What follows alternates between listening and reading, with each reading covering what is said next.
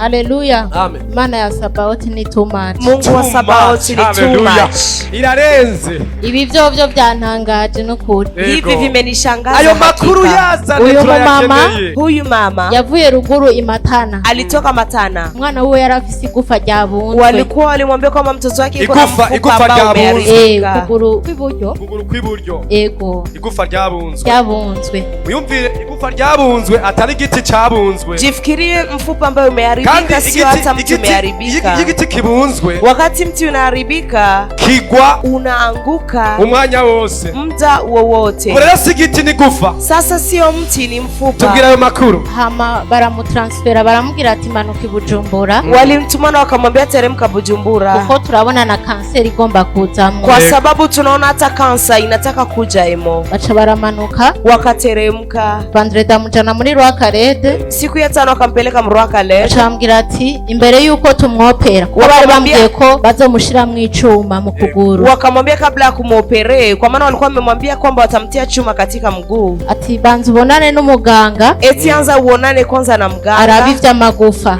Angalie vile vitu ambavyo vinahusu mifupa. Acharamutwara, akampeleka. Bamkorera ibipimo byose ma examen. Wakamfanyia vipimo vyote. Bacha bambwira uzogaruke lendi. Wakamwambia urudie siku ya kwanza. Lendi acharaza, dimanche acharaza ngaha. Jumapili akaja hapa.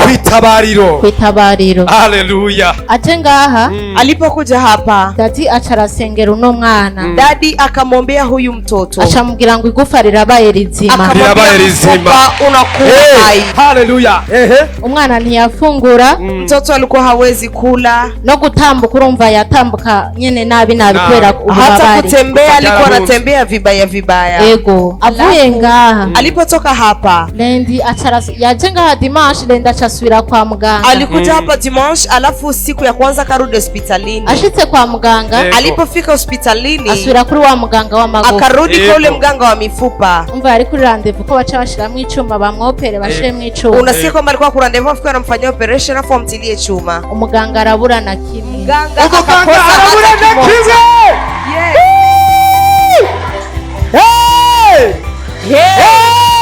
Yes. Yesu arakora. Yesu anatumika. Yesu arakora. Yesu anatumika. Haleluya. Ego.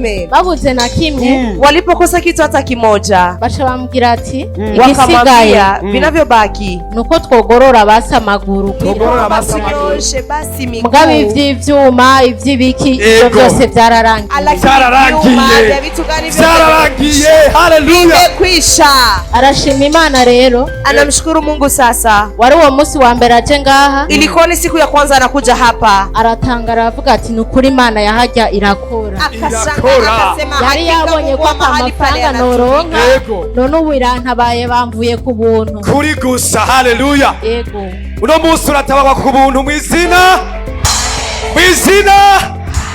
Haleluya. Ibyari byapfuye birabizima mwizina. Kufa vitakuwa hai. Amashimeshi kuri yo ntahe. Makofi mengi. Amashimeshi.